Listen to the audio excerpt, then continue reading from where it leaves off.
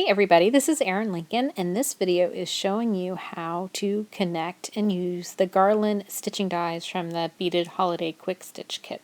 So let's go ahead and get started. These are the Garland dies. You have an end with a loop and 3 sizes of connectors depending on the length of your project, how far you need to stretch your garland, and a holes only die for connecting the ends of those connector pieces to whatever. In our case, generally we're going to be using mittens and stockings and stars because that's what's included in the quick stitch kit this time around. Okay, I just want to show you that on the ends I've used this long loop, and between my items, stockings and mittens, I'm using a connector. And I do believe I'm using the medium-sized one because I do want this to fit on my fireplace, and I kind of eyeballed it. So that's why I decided to use the medium between my stockings and my mittens. So let's go ahead and get started. First I want to mention I have 3 different ways of attaching this garland. I'm going to show you all 3 of them today, one at a time. But right now we're just going to line up all our pieces that I've already cut out of felt, the 2 end pieces with the loops, and the 2 connector pieces in between. Yep. Okay, first up, we're going to use this little holes only die so we can stitch these connectors into the back of our mittens and stockings. All right, you take the back of your mitten, in this case.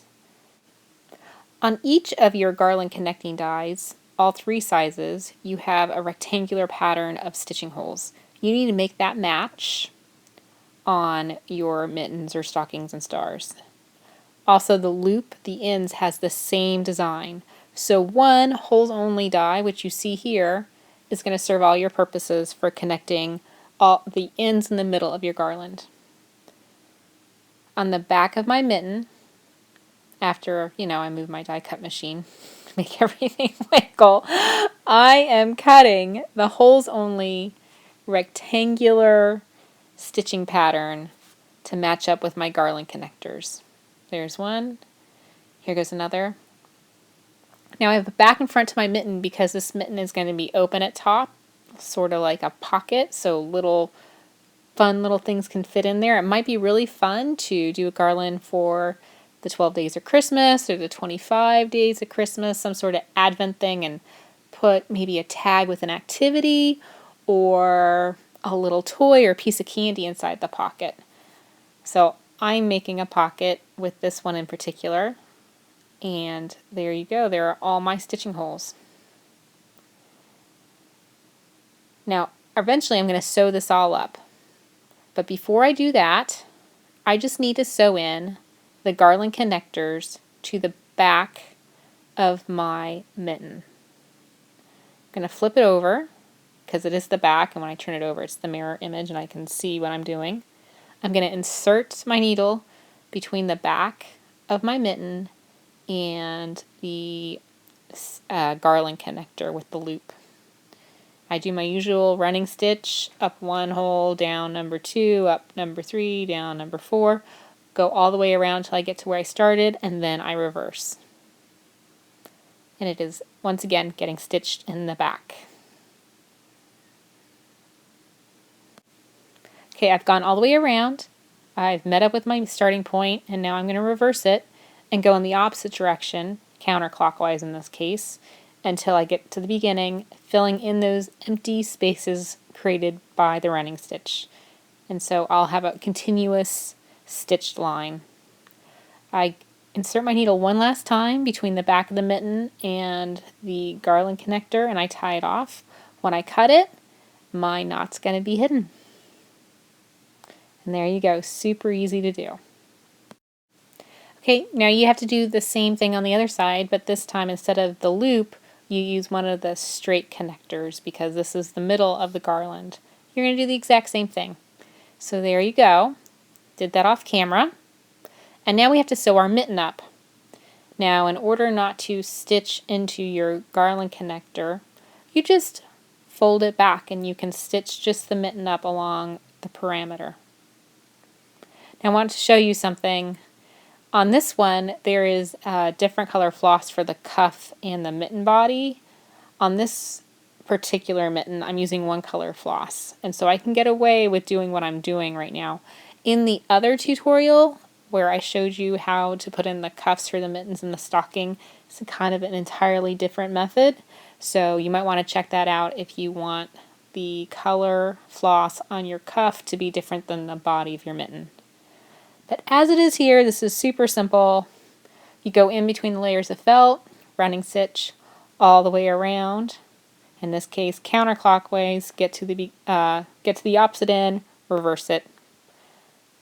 And again, you just make sure you fold those garland connectors out of the way so your needle doesn't go through them. I mean, you're holding on to your mitten anyway. It's no big deal to hold on to that red piece of felt. And because I'm creating a pocket here, I want the top to remain open. So I'm reversing my stitching at this corner instead of going all the way across to where I started stitching.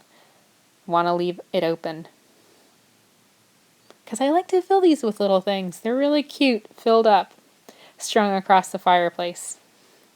Okay, at this point I'm reversing and I'm going back to where I started. And here is the finished product. All right, method number 2.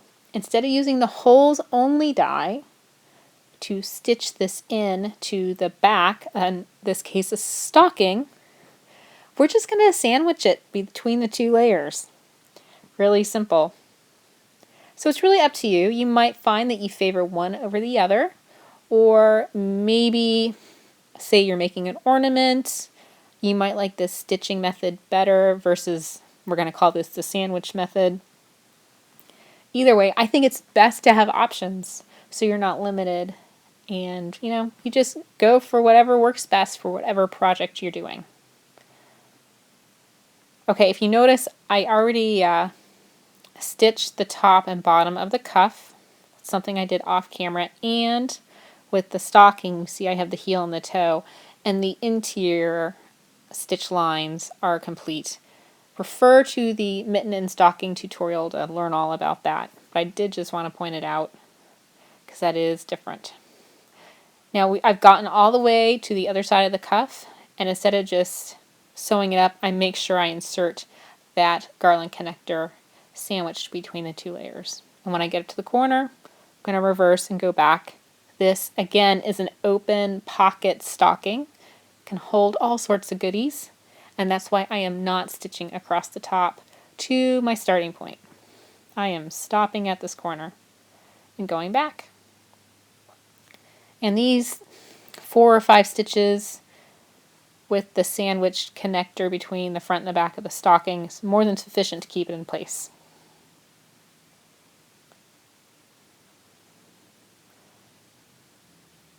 All right, let's do some movie magic, and I'll get you to the end here. Look, voila, it's done. Magical, right? Now I do want to put on it, you do see the pocket up top, but you are going to see the little tabs of the connectors sandwiched between versus this one, the mitten, where they're sewn on the back. So that is a difference. Up to you what you like. Okay, for our third method, we are going to do a single layer mitten. Now you could use the hole only die, create stitching holes, stitch it in, stitch the garland connector through the back, or you can sandwich the connector between the cuff and the mitten. And that's what I'm going to do here.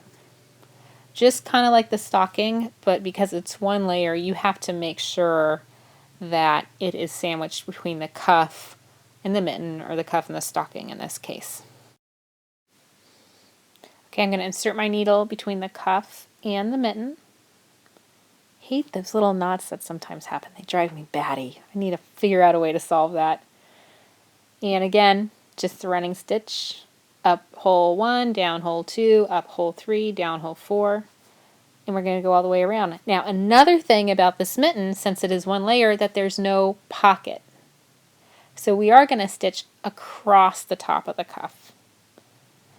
Lots of variation in this kit. It's really up to personal preference, but I had the opportunity to show you a couple different ways to do this, so we are trying to cover all my bases. Okay, you just make sure that garland connector is well hidden between the cuff and the mitten. And down and around we go. Okay, I'm almost to the top. So I'm going to insert my garland connector, and since this is the end of my garland, it's only 3 items long, I'm making sure that one has a loop so I can hook it or hang it off of something handy. I have little hooks underneath my mantle, and that's usually what I hang things from. Okay, now again, I just got finished mentioning this is not a pocket. On the pocket mitten and the pocket stocking, we'd reverse right here at this corner, but not in this case. This is only one layer, so we're going all the way across the top. And when we get to the starting point, so we've gone 360 degrees all the way around, that's when you reverse it and go back. And now you don't have to worry about inserting any garland connectors because they're half sewn in place already. Just really easy sewing after this point. Okay, let's just review the 3 different methods. This first one was sewn in the back using the holes only die. This one was sandwiched between the 2 layers of a pocket, and this one is just a single layer and the connectors are sandwiched between the cuff and the mitten body. One last thing, that 1 layer felt mitten is kind of flimsy. If you want it to have a little bit more substance to it, I use this hat brim material. It's an interfacing. It's found at the craft store. I will link it underneath, but it really does help to give those 1 layer items some body. Okay, thanks for joining me. I hope you learned lots of different ways to use your new garland dies from the Beaded Holiday Quick Stitch Kit and are looking forward to some felt crafting this holiday season. All right, thank you. Catch you later. Bye-bye.